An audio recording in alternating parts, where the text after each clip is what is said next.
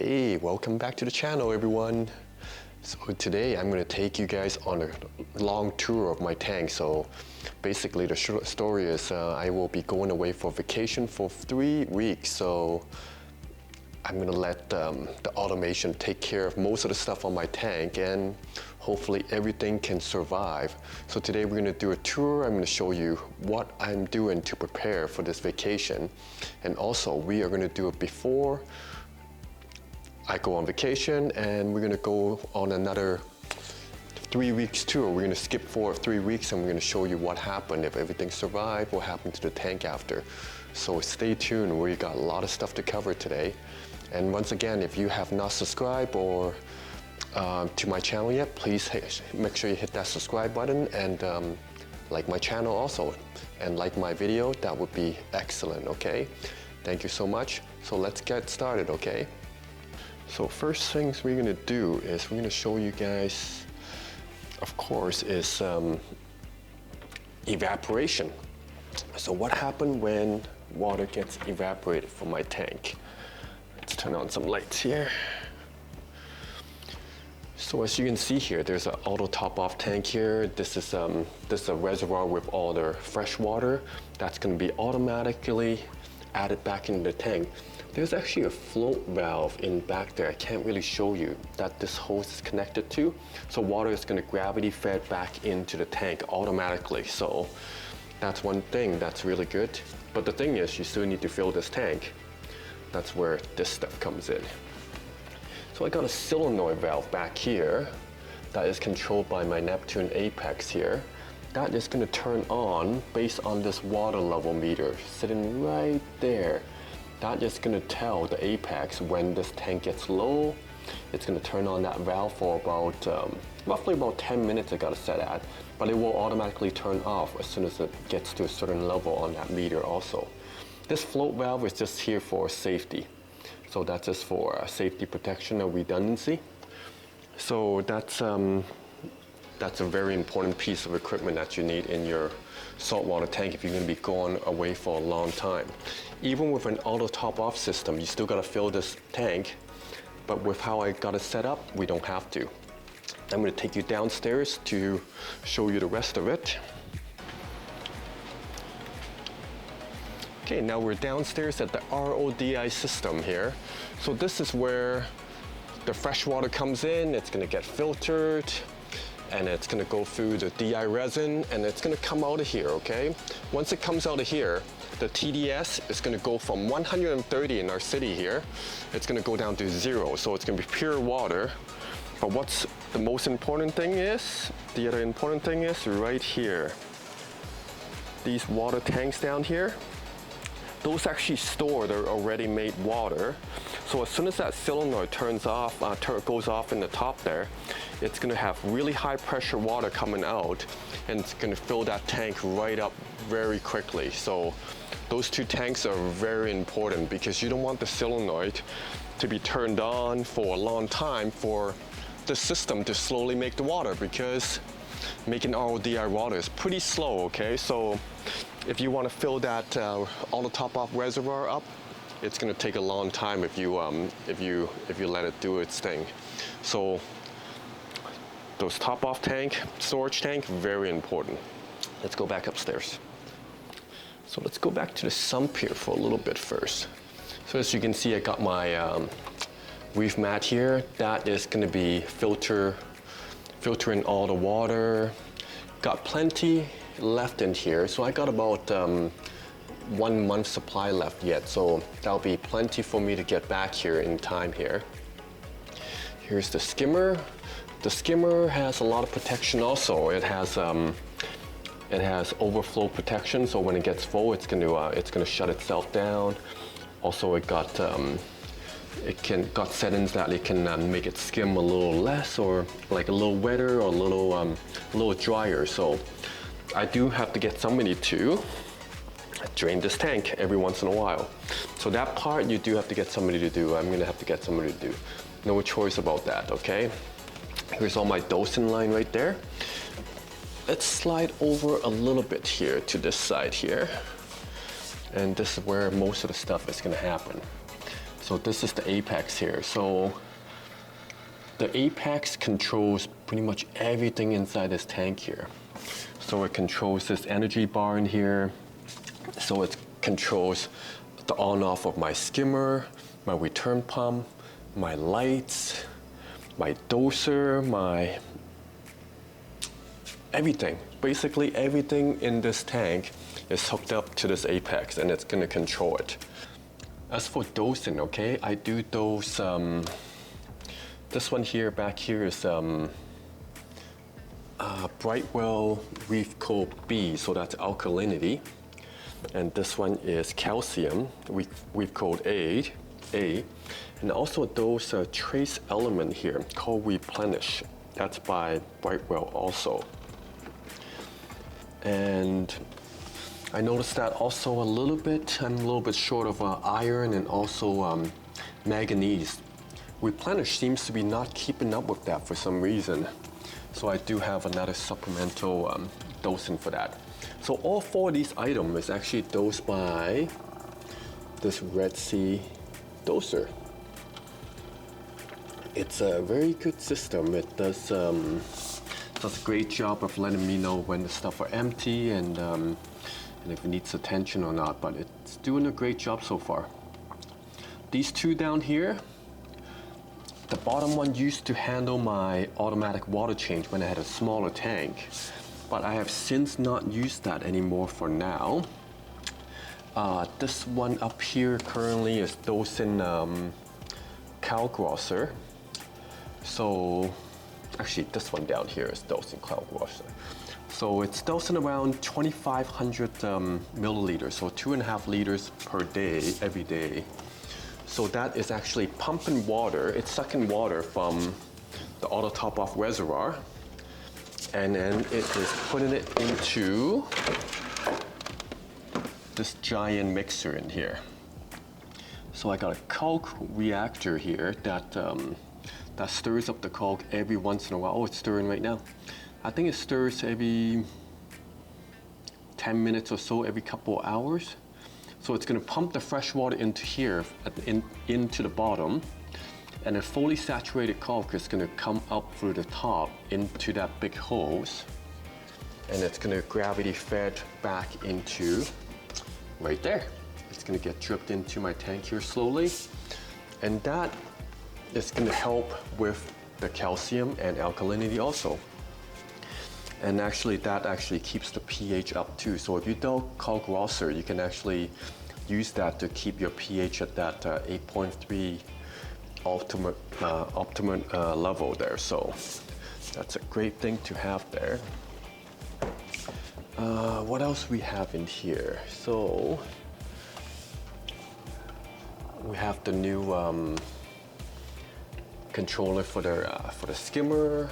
And that's for the return pump, so that one is set it, don't worry about it. And then these 2 other boxes for the power head, for the gyro. They are actually really good power head. They actually make really good flow inside their whole tank here. So the lights are automated. They are set up through Mobius. We got your 3 XR15s and also 1 AI Blade Grove 36-inch. So yeah, that's all pretty much all set up and automated. Feed and rise. We got 1 automatic feeder. This one feeds flakes 3 times a day. So that one feeds flakes, and I also got a Neptune AFS automatic fish feeder also. This one feeds the pellets. This one only turns on once a day though. So I have it set on once a day for now. And you might ask, how do I know how much to dose for my calcium and alkalinity? If we go into the next cupboard here, this is it. This is the Trident. So the Trident by Apex, this one will test for me alkalinity, calcium, and also magnesium. So you might ask, I don't I don't dose any magnesium. How come, how do you keep track of that? You know what, in Reef Code B for Brightwell, magnesium is already built into it. So when you dose calcium, it's going to dose magnesium at the same time also. So that is a big plus. I do have one thing that I gotta get somebody to help me out on would be is feeding nori to my fishy. So I have these pouches here and they're all set up already, a whole bunch of them. I'm sure you can make more, and then I'll get this person to put one bag on it every couple of days or so to keep my fishy happy. All you gotta do is just put it onto this little holder here. Oh, no, don't go away, don't go away. No, it's gone. Okay, it's coming back. No, it's not coming back. Okay, the other thing that I need is camera. So these two cameras is what's gonna allow me to keep tabs on my tank when I'm away. The one on the left here is actually really good, you know. The aquarium has a lot of blue light, but it actually does a really good job at showing me what's happening inside. The one on the right, that's one of the latest security camera in-house here. It's a 4K camera. This one is 2K, this one is 4K. 2K is plenty, really. But the 4K one even has a zoom lens, but for some reason, it renders really bad pictures. I don't know why the pictures are like that. The camera lens is no good.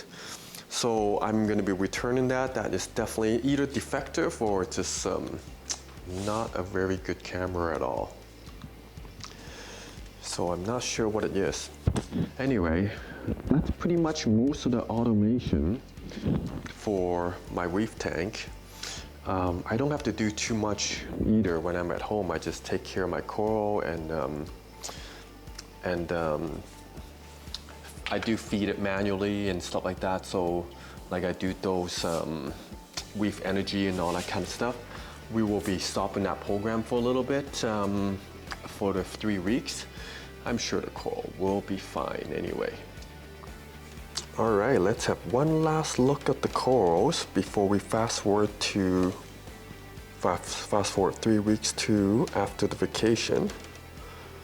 Hopefully this is not the last time you're gonna get to see these corals because I love every one of them. SPS are doing great. These Gonopora are doing good also. This elegant, is a little unhappy today. Not sure why, maybe just pooping. The Hellfire is happy there. The Two Scully is very happy also. Gonnie's doing good. SPS doing great. All the fish are really happy. This hammer coral hasn't been happy for a few days though. I think got some algae bothering him. Hopefully he'll be okay. Hot mess coral, waving around, looking good. Got some hammers there. These toadstool, they're really opening up. Got really, really long sweeping tentacles there. That's a New York Nix, he's doing great. 24K, he's doing okay. Got some frags here. That's a new hammer up there. And the clam. The clam is doing great also ever since I removed the copper band butterfly from the tank. It's not been bothered since. Doughboy's doing great, and the little baby, yeah, it's doing good. That's another mushroom there. And we got another open brain sitting in the back corner here. Yes, everything's looking good so far, so let's go on a vacation and we'll fast forward. We'll see you guys in a second.